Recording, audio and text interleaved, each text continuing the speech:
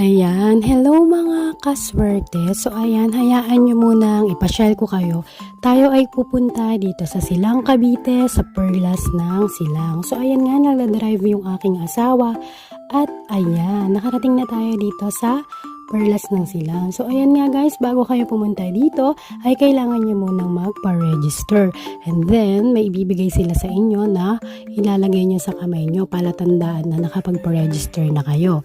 At ayan nga, nagpa-picture pa nga yung kapatid ko. So ayan nga, dito na kami ngayon sa restaurant dahil nagugutom na nga kami. So ayan, kakain muna kami. So ayun nga guys, pag daw naka 1.5 ka dito sa pagkain, ay free na nga yung entrance sa pagpasok doon sa kanilang napakagandang flower farm.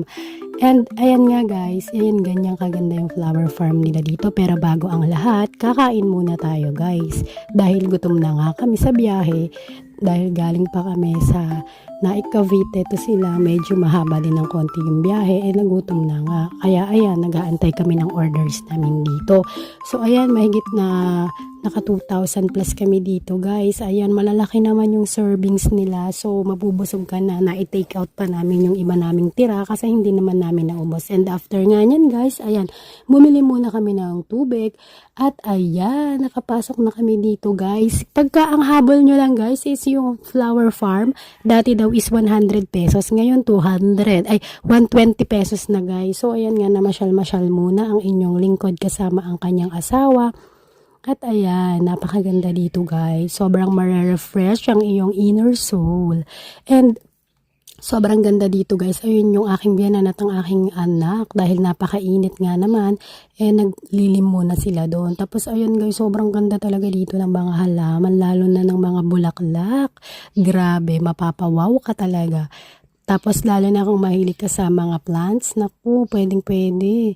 Napakasaya dito guys, talagang mapapawaw ka sa mga makikita mo. Tapos ayan, may mga ponds pa sila dyan guys. So ayan, iba't ibang klase ng halaman. Tapos dito guys, sa banda dito, pwede ka nga bumili. So ayan, pinakamura nila dyan is 50 pesos. So ayan, bumili nga kami dyan ng biyanan ko. Tapos ito ulit yung isa nilang ponds na may tulay.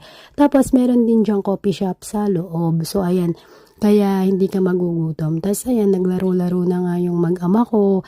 Takbo-takbo sila sa damo. Tapos ayan, nilibot ko nga yung aking baby. At ayan, picture-picture muna kami ng biyanan ko. Video-video. So ayan, inilibot ko muna yung aking bunsong anak para naman ma-enjoy siya. Ayan, nagagandahan nga siya sa lugar. Na-amaze siya dito. Napakaganda dito mag-picture-picture mga sisi ko ha.